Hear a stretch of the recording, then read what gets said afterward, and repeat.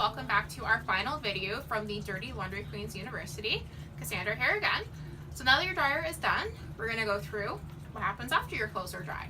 So the first thing that you're going to want to check before you take your clothes out of the dryer is to make sure that they're actually dry. If your clothes aren't dry and they're still a little damp, you may think it's okay. They'll dry in the cupboard, they'll dry in the closet. It's not. It's definitely a way for wrinkles to get into your clothes, and they could also have a little bit of an odor if they come out of the dryer wet. So you want to make sure that your clothes are completely dry. So if you need to add a little bit more time to your dryer afterwards, that's okay. You may want to throw in an extra dryer sheet just for them to continue on the cycle and make sure that they come out wrinkle-free afterwards. So we're going to say that all of our laundry has been washed and that it's ready to fold. So there's some items that you'll be able to put away in your drawer. They won't need to go in your closet on a hanger. So items like PJs or socks.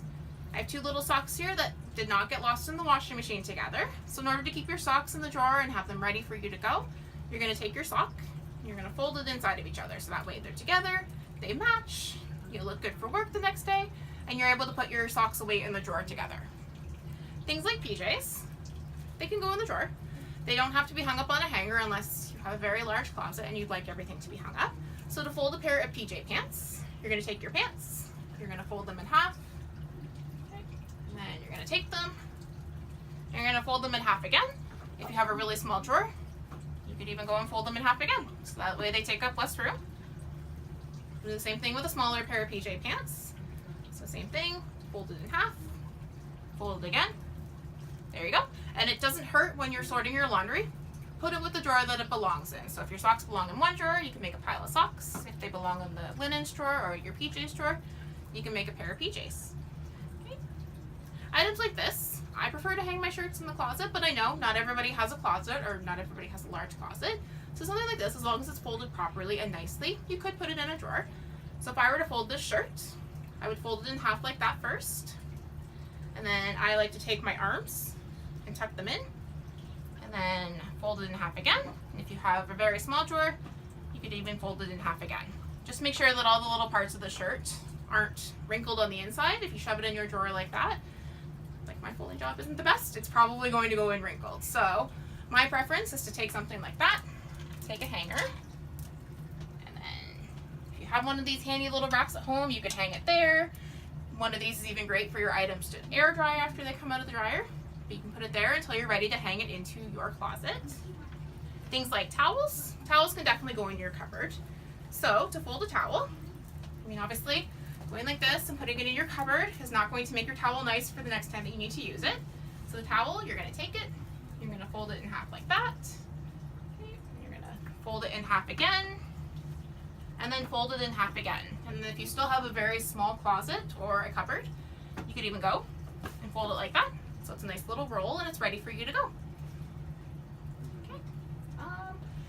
Pants with a crease. So a lot of people don't realize that if you don't fold your pants on the crease, you will actually end up with more wrinkles. So pants like these, they're generally okay when they come out of the dryer, but the most important thing is to make sure that they get folded properly.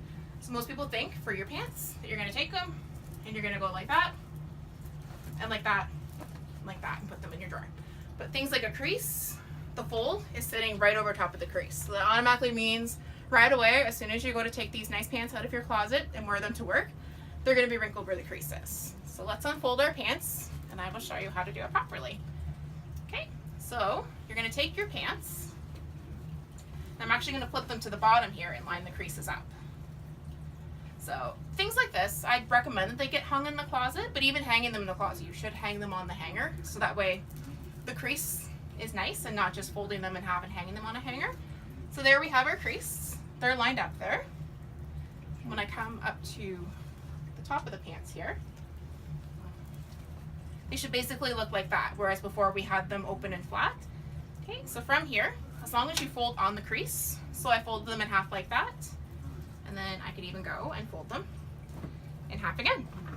So with this one, I'm folded along my crease rather than my fold going through my crease. So that would be the appropriate way to fold a pair of pants that have a crease.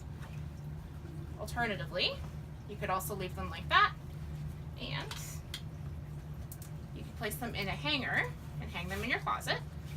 So that way, when they hang, you just have to make sure that they're straightened out and that they're hanging with your crease. So that way, they're not hanging folded over the crease.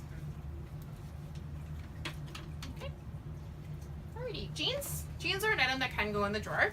Thankfully, jeans do not have a crease in them, so they're a little bit more of a simpler pant to fold and take care of.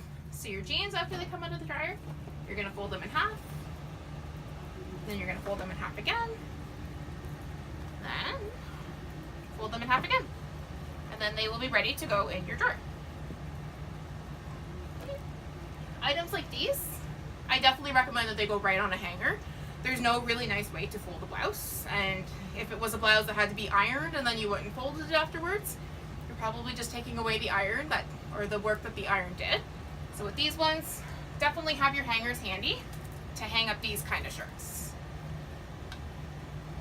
Okay, so now we're going to move on to if you did have to iron your shirt, what would you do? So my first recommendation for using your iron is to take it out of the closet and to get it plugged in, and then you're going to add your water to it. So a tip of the day from the Dirty Laundry Queens University is you should always use distilled water for your iron. Not using distilled water could cause for skimy or limey scale buildup to happen in your iron, which would not help with prolonging the life of your iron. If your iron gets clogged in here, it's not going to be able to dispense the water in order to iron your garment. So definitely go to the grocery store, pick up a distilled bottle of water, keep it in the cupboard for all those instances where you need to fill up your iron or fill up your Keurig machine, because they're also good for Keurig machines. Okay, so if we were to iron the shirt that I have here, we're going to pretend that my iron is plugged in.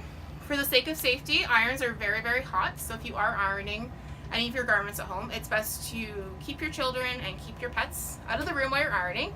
If you have to leave for some reason, always unplug your iron, as they are very hot and they could potentially cause a burn. We've included instructions on what to do if you are burned by an iron in our training session, so make sure you take note of those. So, as an example, this type of shirt would be something that you would have to iron. Items like this, PJs or your yoga pants, you don't need to iron them. A lot of garments, when they come out of the dryer, will be wrinkle free, and it would be an option if you wanted to iron it. It's not necessarily a necessity. Many people will admit that they don't know how to use an iron, or that they don't even own an iron. So you'll always need an ironing board. So this one's a perfect little tabletop model. You could also get a larger ironing board. So if we were going to iron this shirt, you would follow the instructions that we have on our iron handout that we included in the training. It will definitely be a good guideline going forward, as memorizing the steps of ironing is not something that one could admit that they can do. Okay, so you're going to start with your collar when you iron. So you line it up on the thing here. You're always going to start with the inside of your garment. So if we were ironing this shirt here, we would do that, and then we would give it a good press. Okay, and then before we flip the shirt over, we're going to flip it back under, and then also give it a nice press there. So then you would continue on with the collar, then you would flip it over. So you would line it up nicely there.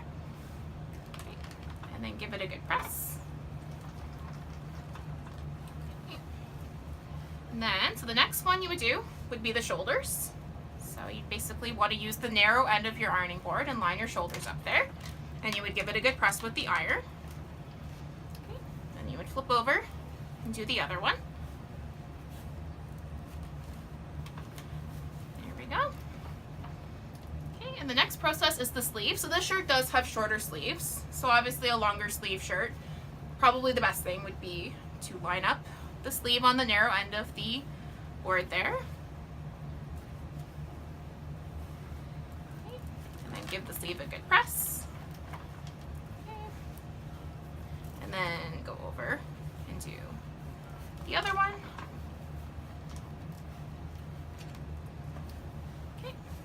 And you would also have to do the front of the sleeves as well. So always start with the back of the shirt and then move to the front of the shirt. And then the next thing to do is to do the front and the back of the shirt. So we would obviously it's a little harder with a small ironing board, but you would line up your shirt and iron the back of the shirt, and then you would do the front of the shirt. Okay, a tip for ironing shirts with buttons.